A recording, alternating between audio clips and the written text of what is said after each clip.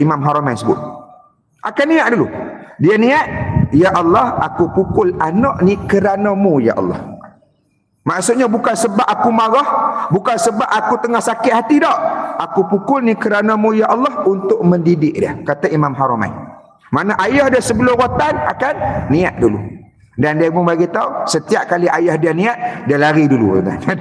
Dia cabut dulu. Jadi dia tak kena rotan lah. Jadi nombor 2, maksudnya ulama kita memang buat dah. Nak pukul tu niat kerana Allah. Jadi kalau tuan-tuan nak pukul pun, kena niat kerana Allah. Panggil anak kita, bagi tahu dah, ni ayah pukul ni kerana Allah, sebab awak buat salah, jadi awak kena ada hukuman, benda lain tak jalan, ayah kena rotan juga.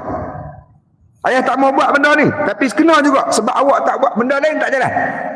Rotan saja yang boleh. Jadi ayah kena pukul kerana Allah, bukan sebab marah kita. Ya. Jadi bila kita